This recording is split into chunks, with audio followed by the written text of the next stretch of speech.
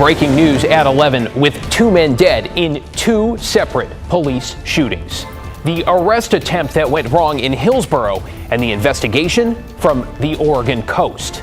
Plus, I got to the point where it was almost like a game to me, and I wasn't stopping for nothing. The leader of a major shoplifting ring reveals his secrets. What he says is the only solution to curbing skyrocketing crime. Then later, attempts at banning books reach an all-time high. How people are challenging more than just text at libraries across the state. Good evening, and we begin with that breaking news of 2 separate shootings involving police, one in Hillsborough, the other in Rockaway Beach. Thanks so much for joining us. I'm David Molko. Let's start in Hillsborough, where officers shot and killed a man while they say they were trying to serve a warrant. Hillsborough police went to the home on Southeast Duke Drive, close to the Jackson Bottom wetlands, just after 11:30 this morning. They say they were there to arrest 39-year-old Ryan Herricks, who was accused of stalking and criminal mischief. Officers say he went into his home when they showed up. That's when they called in the Washington County Tactical Negotiations Team. Authorities say they tried for some 3 hours to get him to come out. When he did, investigators say the suspect was armed with a gun and shot at officers. Officers with the tactical team then returned fire and shot that suspect several times. He was pronounced dead at the hospital. No police officers were hurt. Meanwhile, there was a second fatal shooting involving law enforcement tonight. This one in Rockaway Beach, where a man was shot and killed near North Juniper and 3rd. We are still trying to clarify here if it was a Tillamook County Sheriff's deputy that shot him. A witness telling us she saw the man in the front yard of a home earlier this evening yelling profanities at police. She also witnessed the man picking up something from the yard and throwing it at officers. At one point, she heard police tell the man not to go into the house. And then about 5 minutes later, she said she heard 2 gunshots. It is not clear if the man was armed. He was pronounced dead at the scene. The Tillamook County Sheriff's Office is not saying much right now, only that there is no longer a danger to the public. They add no officers were seriously hurt. We're working to get more information on this one as well. All right, we have seen it time and time again. Vivid examples of brazen shoplifting in Oregon. Retailers estimate they are losing nearly $500 million a year to organized retail theft in the state. So what is driving the trend, and more importantly, what's going to stop it? Investigative reporter Kylie Boshi went behind bars to ask those who know best, the thieves. Stores hit by organized retail crime as they report brazen shoplifting. And now some stores are changing the way they operate in order to try and curb the crime. Retail theft has captured the headlines, and over the past year, we've gone deep to try and understand the issue. Watching crimes unfold and police chase the bad guys. We've talked to store owners, neighbors, loss prevention, and prosecutors. But the one voice we really haven't heard from, the criminals themselves. So to find out what it will take to slow this surge in shoplifting, we sent letters to some of the state's top offenders. I got to the point where it was almost like a game to me, and I wasn't stopping for nothing. Martin Castaway led a crime ring that police called the Castaway Crew, which hit big box stores throughout the Portland area. Give me a ballpark figure, how much you think you made?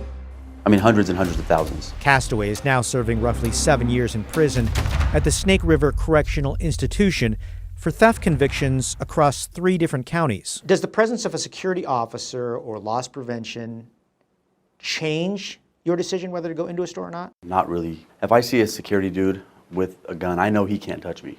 What factors did you consider when determining what to steal? The most amount I can get in the least amount of time. I mean, I would go into a store, steal $5,000–6,000 worth of merchandise, be out in 2 minutes. Castaway and his crew often went in with a plan. 90% of the time, I knew exactly what I was going after. Several heists targeted Dick's Sporting Goods. Castaway and crew parked close with the getaway driver standing by. It's in and out. A lot of times the store people don't even know. They're like, by the time they turn around or even hear the alarms, I'm already out the door. He went after brand name items like North Face jackets, which are often vulnerable, on display near the front doors. Like, you want your best selling merchandise in the front because that's what people are going to see when they come in the store. That's perfect for me. Put it there. I'm gone with it faster that way.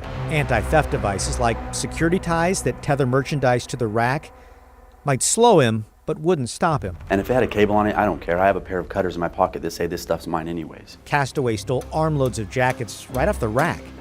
then bolted out the door with sensors flashing. Employees stood helpless. Most retailers tell their workers just avoid physical confrontation. Somebody might get hurt. Don't get involved. Don't get hurt over it. It's not worth it. Over the past year, some retailers in Portland have changed their checkout policy to prevent shoplifting. And they say it's working. Safeway has a separate section for items that are always getting ripped off, and Fred Meyer checks receipts before you leave. Would that stop you? No, not at all. What, some old lady saying, hey, sir. Well, by that time, I already got the stuff in my car. And while they're trying to pull up the phone, I'm out of the parking lot. So what can be done in our community to help reduce shoplifting?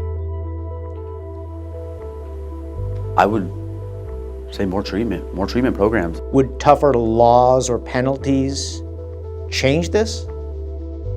I don't think so at all. I think anybody who's engaged in this type of acts, I would say 70-80% of them are on drugs. They need treatment, not prison. In Castaway's case, the retail theft helped fuel a meth and video poker addiction. He also stole to help pay for cars. What happens after these items are stolen? It could end up in another country. It could end up local bar. It could end up down this, anywhere. If I got stuff for construction workers, say 100 pairs of Carhartt pants, and I'm driving by a construction site, I could pull in there and talk to somebody. Which brands were the easiest to resell or get rid of?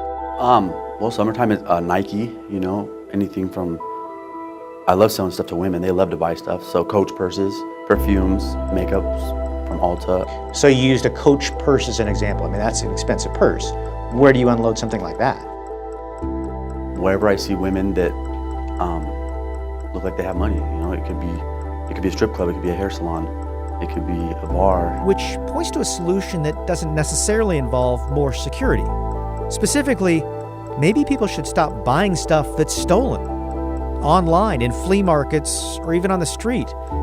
If criminals know they can't sell the stuff they're stealing, then maybe they won't steal it in the first place. Kyle Aboshi, KGW News. Interesting perspective. In an update tonight, teachers in the Camas School District voted to ratify an agreement this afternoon ending their strike. That means tomorrow, Friday, will be their first day of school. It comes after 6 days of picketing and months of negotiations by more than 450 members of the Camas Education Association. The new agreement reduces target class sizes, increases teacher salaries by about 13%, and boosts funding for student programs. Those changes will slowly take effect over the next 3 years. And also an update, a man accused of stabbing 2 black teenagers on a MAX train over the weekend in what police call a racially motivated attack will now be held behind bars. Today, a judge approved what's known as preventative detention for Adrian Cummins. That's after the judge watched surveillance video that shows the suspect attacking the 2 17-year-olds. We're not showing the video, but we learned it shows the teens walking onto the train, then sitting 2 rows behind Cummins, who prosecutors allege gets up and stabs them. Defense said Cummins is homeless and severely addicted to drugs and was high at the time. New at 11, they're one of the world's biggest names when it comes to commercial advertising. And now Portland-based Wieden & Kennedy is launching a new campaign. It is not for a client, but for something that's personal. Catherine Cook shows us why they believe Portland is what we make it. So this is a call to action. From the headquarters of Wieden & Kennedy. We want to make people smile again about Portland. Maybe their biggest advertising pitch yet. We want to change the narrative and start a tidal wave to inspire people. And this one's on them. Chief Creative Officer Susan Hoffman. It's a call to action to Portlanders. This is not about Wieden Kennedy. It's about everyone, all of us together. What are we going to make it? Portland is what we make it. That's it. That's the line. That's the mural. That's the dream. On Thursday, they stood shoulder to shoulder to celebrate it. Portland's top creatives buying in on a campaign to invest in Portland, its culture, beauty, and community, to keep it alive. The thought that Portland would die is absurd. Mike Thielen is co-founder of Feast Portland. For 8 years, it was one of the biggest food festivals in the country. Portland is what you make it to me means that. It's an invitation to be creative, to participate in the city, to get involved in the city. And if you're out there complaining, stop complaining. Get out there and do something. It doesn't have to be a food festival. This wall is full of ideas, big and small, funny and serious. The city of Portland is full of possibility, and we all just need to dig in, provide our opportunities for young people and others to just make it what it is. And all of those contributions add up to the city we want it to be. And it felt like it was time for Portland to feel like that again. Andy Lindblade is head of strategy at Wyden & Kennedy. He actually came up with this slogan. Sure, that's their job here. But if you ask CEO Neil Arthur, this one hits different. And there's nothing that's more important to us than the city of Portland. You know, when the city's thriving, we thrive. You can't argue with that feeling. I mean, all right, Catherine, at the very least, they're trying to create some sort of buzz here. How can people get involved? It's really simple. Basically, think of what inspires you, what bubbles up your love and pride for the city of Portland. All those great things. Yeah, and then just do something creative. It could be starting a neighborhood cleanup. It could be creating a Rose City product to sell at your business, or just doing something to make someone smile. Maybe all the little things together will make a big difference, right? Okay, they are a business, so I imagine they're going to want to keep track of this too. Oh yes, they have social media down, of course, and there are some handles. The hashtag is Portland is what we make it, and at Make Portland is the social media handle. They want to track what people do. Yeah, you know what? We could all use that inspiration. Yeah. Nobody can argue with trying to thrive. Thanks so much, Catherine. You're watching KGW News, and straight ahead at 11, trying to take books off library shelves. Why challenges in Oregon have now reached an all-time high. Plus, it's Friday Night Football, the Thursday edition, including highlights from kickoff in the NFL. And I'm Matt Safino. We've got a great weekend on the way. It may start out Friday, a little bit of morning fog, then a warm up, cooler weather coming in late Sunday. We'll talk about the chances for rain a little bit in northeast Oregon tonight with thunderstorms, and still tracking Hurricane Lee, now a Category 5. Just incredible intensification with this. We'll let you know where it may be going next.